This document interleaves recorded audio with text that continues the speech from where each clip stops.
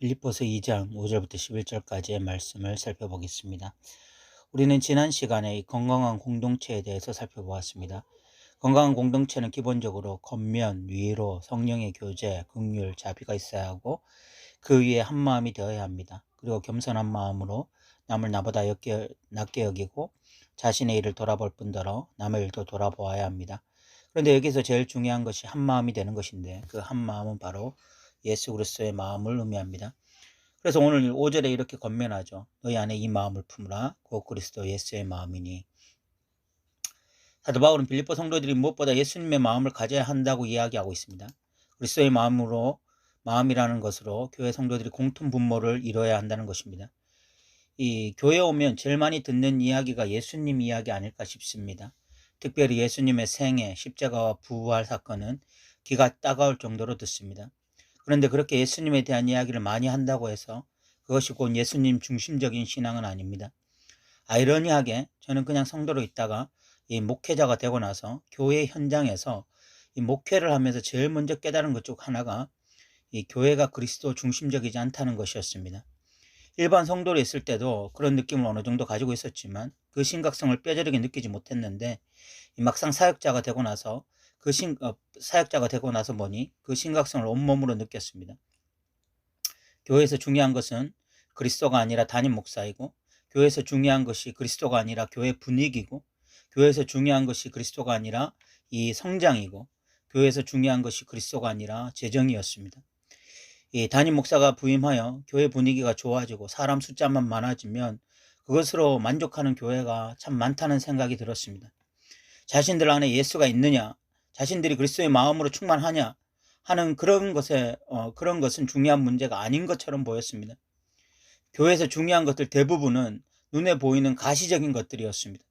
그러다 보니 이 예수님의 이야기는 가장 많이 교회에서 선포되지만, 어떤 면에서 그 예수님의 이야기는 가장 가볍게 취급당하는 느낌을 받았습니다. 교회 담임 목사 청빙 하나를 해도 온 교회가 몇 달, 길게는 몇 년을 기도하고, 교회가 분열해도 마찬가지고, 교회가 재정적 어려움에 빠지면 이 새벽 예배에 빠지지 않고 나와 기도하는 성도들도 많습니다.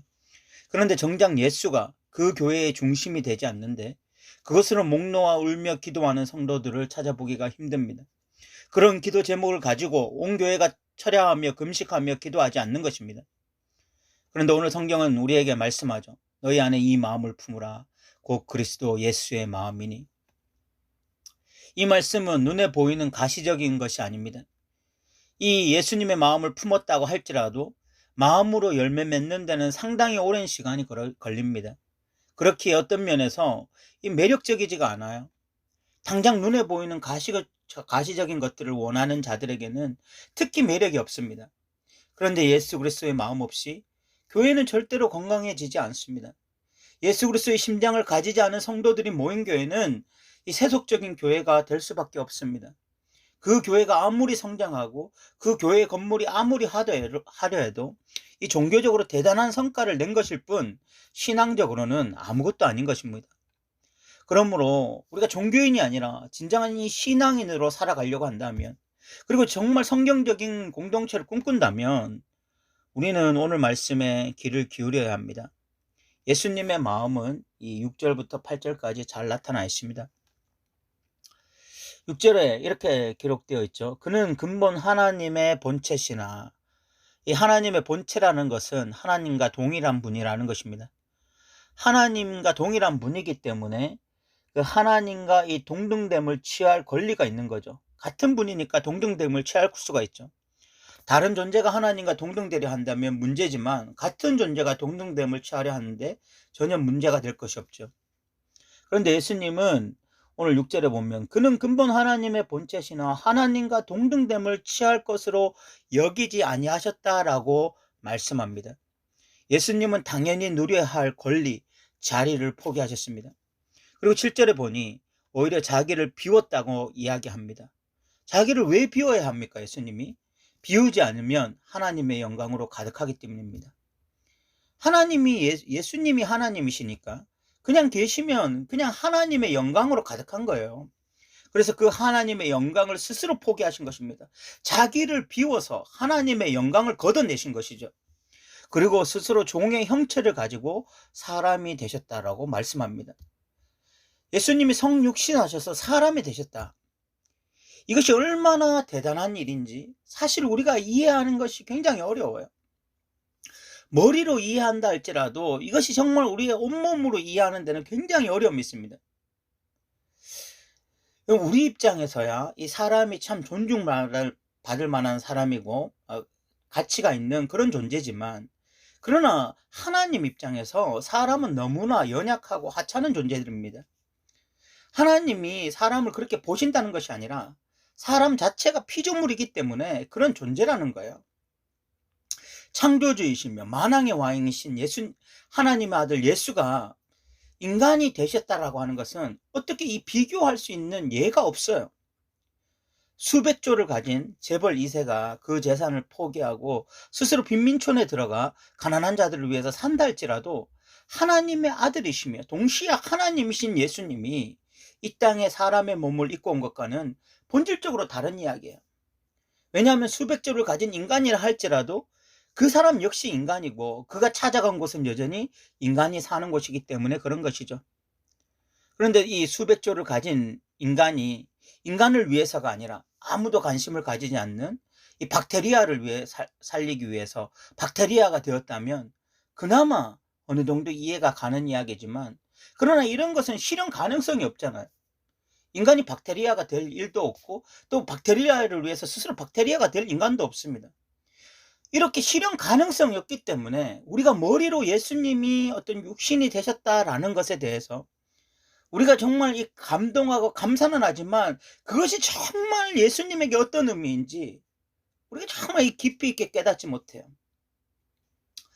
이 예수님이 육신이 되셨다는 것을 우리가 진짜 깨닫는 순간은 아마 완전한 하나님 나라에 들어갔을 때일 것입니다. 완전한 하나님 나라에 들어가서 예수 그리스도의 보좌가 얼마나 대단한 것인지를 깨달았을 때, 그리고 그 완전한 하나님 나라가 얼마나 귀한 것인지를 알게 되었을 때에 예수님이 그 보좌를 버리고 이 땅에 인간의 육신을 입고 오셨다는 것이 얼마나 우리에게 감사하고 귀한 일인지 그제서야 우리는 깨닫게 되는 것입니다. 그렇게 사람의 모양으로 이 땅에 오셨을 뿐만이 아니라 자기를 낮추시고 죽기까지 복종하셨다라고 8절에 이야기하고 있습니다. 예수님은 그렇게 십자가에 못 박혀 죽으셨죠. 예수님은 십자가에 못 박혀 죽으시기 전에 겟세마네 동산에서 땀이 핏방울이 되도록 간절히 기도하셨습니다. 기도의 내용은 할 수만 있으면 이 잔을 내게서 옮겨달라는 기도였습니다. 예수님은 복음서에 보면 처음부터 공생의 사역을 시작하면서부터 나는 십자가를 지기 위해서 오신 분이라고 끊임없이 말씀하셨습니다.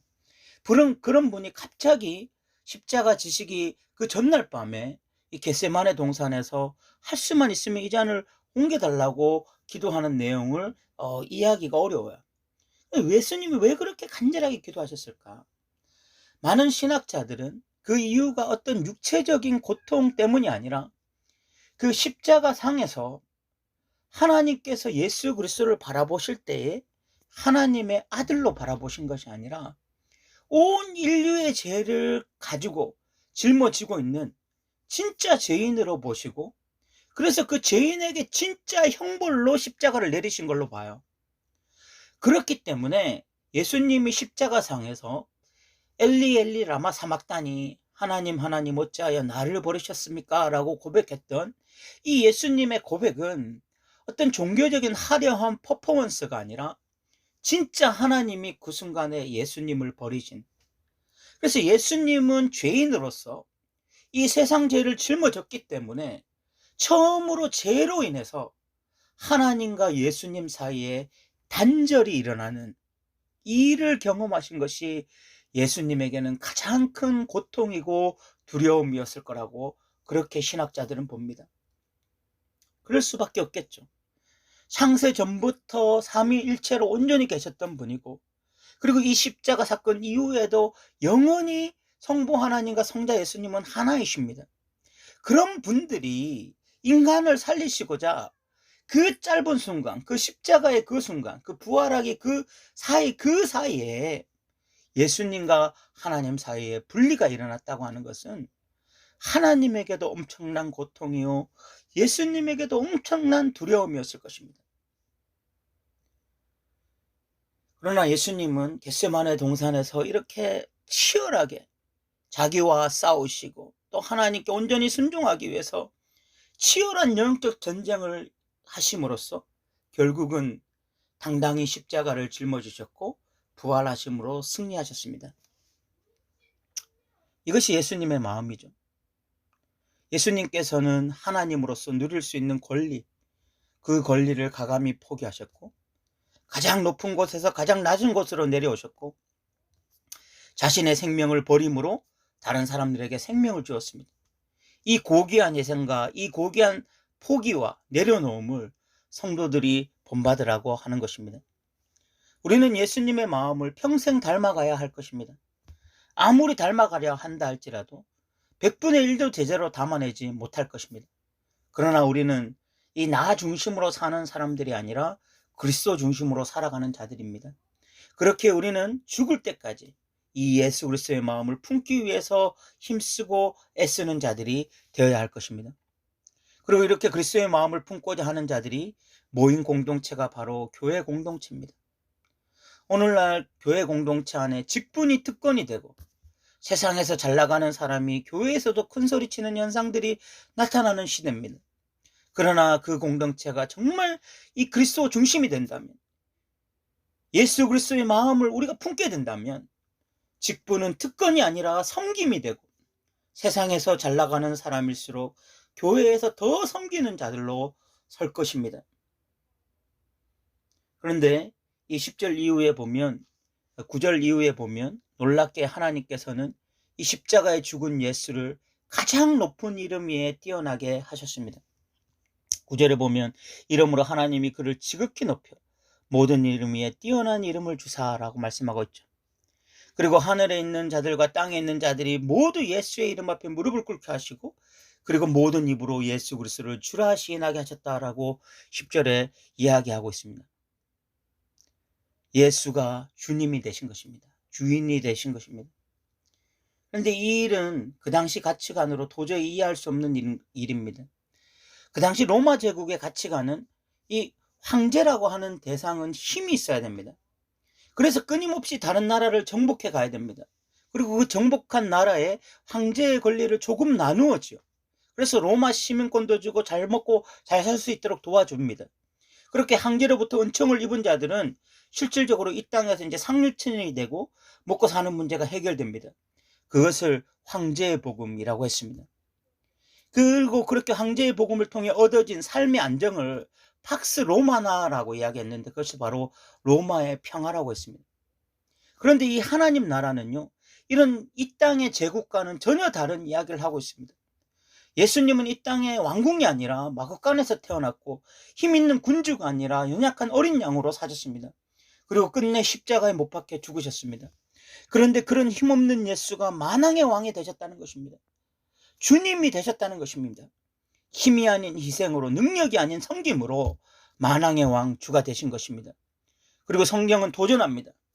당신뿐 아니라 오고 오는 모든 사람들에게 도전합니다. 이 로마 제국의 복음을 받아들일 것인지 아니면 하나님 나라 복음을 받아들일 것인지 말입니다. 그 당시 황제를 주로 황제 숭배를 하고 고백하던 자들에게 바울은 예수가 진정 만왕의 왕이라고 주님이라고 선포했습니다. 이것은 그 당시 로마 제국에는 분명한 반역이었으며 이 정치범으로 감옥에 갈 이유였습니다. 그러나 바울은 그것을 두려워하지 않고 예수를 주로 선포했기에 감옥까지 들어갔습니다. 오늘날 우리 역시 이 가이사가 주시냐 예수가 주시냐라는 근본적인 질문을 우리의 삶에 던져야 하고 우리는 오직 예수가 주님이라고 고백하며 하나님 나라에만 충성을 다하는 그런 믿음의 사람이 되어야 하는 것입니다. 이제 말씀을 마무리하고 마치겠습니다. 건강한 공동체가 되려면 예수님 중심적이어야 됩니다. 예수님 중심적이라는 것은 예수님의 간에서 수도 없이 말을 하는 것이 아니라 예수님의 마음이, 예수님의 태도가, 행동이 우리를 변화시키는 것을 의미합니다. 예수님은 권리를 포기하셨고 낮아지셨고 희생하셨습니다. 그 예수님을 닮아가는 자들이 모인 것이 교회고, 그런 자들로 인해서 건강한 공동체가 세워질 것입니다. 그러나 아이러니하게 예수님은 이 방식을 통해 우리의 진정한 주님이 되셨습니다. 그래서 진정 건강한 공동체는 예수님의 마음을 품을 뿐만이 아니라 이 땅의 제국 질서를 따르지 않고 하나님 나라 질서를 따라서 예수님을 주로 모시고 살아가는 공동체인 것입니다.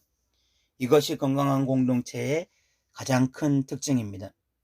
너희 안에 이 마음을 품으라. 그것은 곧 예수 그리스도의 마음이다 라고 오늘 말씀이 선언하고 있습니다. 교회 공동체 안에 이런 예수님의 마음을 품은 자들이 많아지길 바랍니다. 그래서 이런 자들이 함께 하나의 공통 분모, 예수의 마음으로 하나 되어져서 서로 섬기고 사랑하고 기도하고 축복하면서 정말 이 마지막 시대에 믿음으로 승리하는 자들 되기를 축복합니다. 들어주셔서 감사합니다.